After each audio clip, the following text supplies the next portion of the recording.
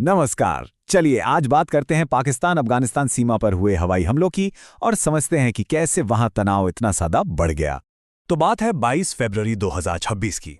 सुबह सुबह ही एक ऐसी खबर आती है जो सब कुछ बदल देती है। महीनों से जो एक नाजुक सी शांति बनी हुई थी वो एक झटके में टूट जाती है। एक तनावपूर्ण माहौल सीधी सैन्य कार्रवाई में तब्दील हो जाता है। होता क्या है कि पाकिस्तानी वायुसेना अफगानिस्तान के अंदर नंगरहार और पख्तिका प्रांतों में कुछ ठिकानों पर हवाई हमले करती है। पाकिस्तान इसे कहता है इंटेलिजेंस बेस्ड सिलेक्टिव ऑपरेशन, मतलब खुफिया जानकारी के आधार पर चुने हुए ठिकानों पर कार्रवाई। लेकिन सवाल यह है कि ये हमले हुए क्यों? क्या ये सब अचानक हुआ? नहीं, इसके पीछे एक पूरी कहानी है। तो चलिए देखते हैं कि वो कौन से हमले थे जिन्होंने पाकिस्तान को इस मुकाम पर लाकर खड़ा कर दिया। 500 से ज्यादा, ये वो आंकड़ा है उन पाकिस्तानी सुरक्षाकर्मियों का जो इन हवाई हमलों से ठीक पहले के एक साल में चरमपंथी हमलों में मारे गए थे। सोचिए, पिछले करीब 10 सालों में ये सबसे खतरनाक दौर था। और ये तनाव खासकर फरवरी 2026 में बहुत तेजी से बढ़ा। देखिए, 6 फरवरी को इस्लामाबाद की एक शिया मस्जिद पर हमला होता है, 36 लोग मारे जाते हैं। फिर 16 फरवरी को बाज़ौर में एक सुरक्षा चौकी पर हमला, 11 सैनिकों की मौत। और इसके ठीक बाद 21 फरवरी को बन्नू में एक सैन्य काफिले को निशाना बनाया जाता है, जिसमें एक लेफ्टिनेंट कर्नल समेत 2 सैनिक शहीद हो जाते हैं। बस यही वो हमले थे जिनका हवाला देकर इस्लामाबाद ने कहा कि अब एक्शन लेना जरूरी हो गया है। अब देखिए, किसी भी सैन्य कार्रवाई से पहले आमतौर पर कूटनीतिक कोशिशें होती हैं, चेतावनियां दी जाती हैं। यहां भी कुछ ऐसा ही हुआ था। असल में अक्टूबर 2025 में कतर ने बीच बचाव करके एक सीज फायर करवाया था। ये सीज फायर बड़ा नाजुक था। मकसद था कि सीमा पर जो खूनी झड़पें हो रही हैं वो रुक जाएं। लेकिन इसे एक पक्के समझौते में बदलने की जो भी बातचीत हुई वो नाकाम रही और आखिरकार ये सीज फायर टूट गया। और फिर एक्शन लेने से सिर्फ कुछ दिन पहले 19 फरवरी को पाकिस्तान के रक्षा मंत्री ख्वाजा आसिफ का एक बहुत ही साफ और सीधा बयान आता है। उन्होंने खुले तौर पर कहा कि अगर तालिबान सरकार ने अपनी जमीन का इस्तेमाल कर रहे चरमपंथी गुटों पर कार्रवाई नहीं की तो पाकिस्तान अफगानिस्तान के अंदर हवाई ऑपरेशन करने से नहीं हिचकिचाएगा। मतलब साफ संकेत था कि अब बस बहुत हो चुका।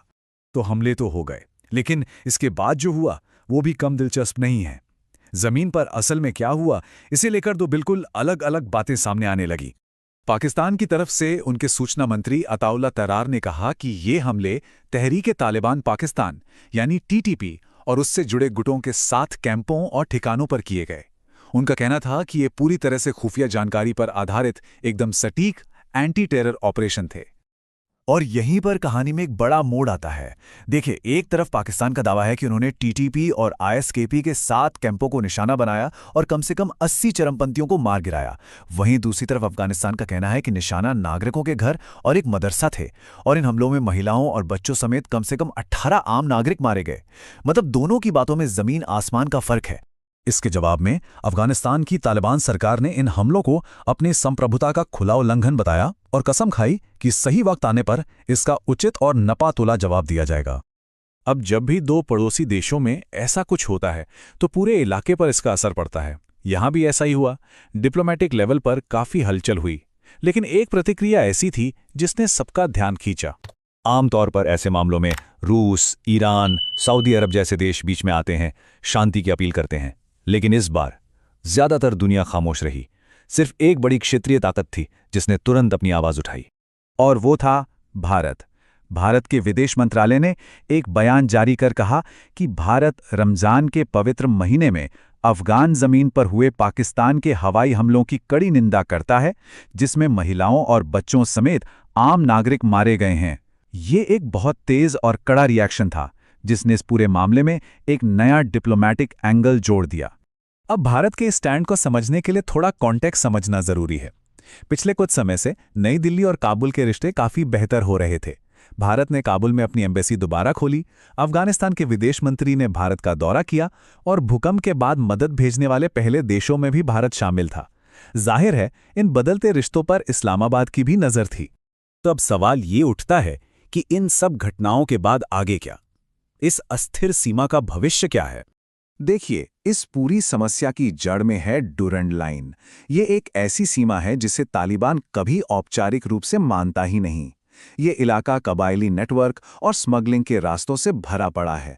यहाँ कोई साझा मैनेजमेंट सिस्टम है ही नहीं, और इसी वजह से जो हथियारबंद गुट हैं वो इसका बड़ी आसानी से फायदा उठाते हैं और सीमा के आर पार ऑपरेट करते हैं।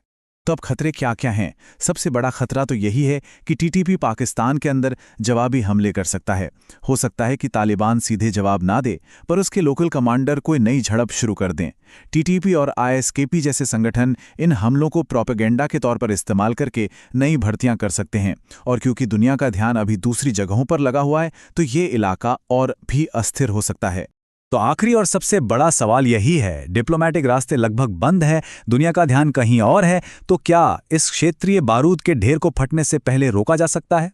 ये एक ऐसा सवाल है जिसका जवाब फिलहाल किसी के पास नहीं है, और ये इस पूरी सरहद को एक हाई अलर्ट और गहरी अनिश्चितता में छोड़ जाता है।